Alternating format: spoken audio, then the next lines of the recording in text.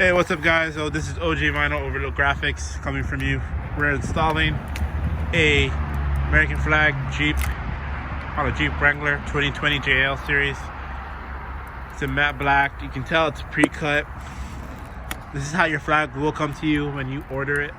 It's easy to install. It's 3M vinyl, matte black, air release. We don't really use any other vinyl except this type. Well, there are options on our website. So our guy's just touching up some corners here. If you notice, look how clean.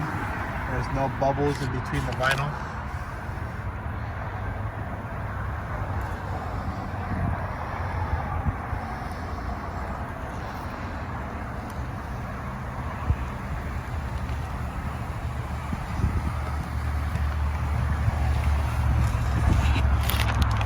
There you go.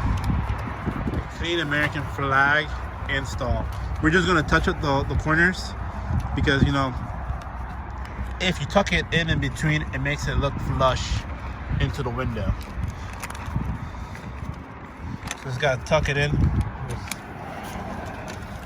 Hold on, let me get my handy dandy squeegee and show you guys real quickly.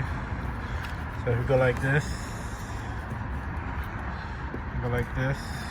See, very nice and flushed.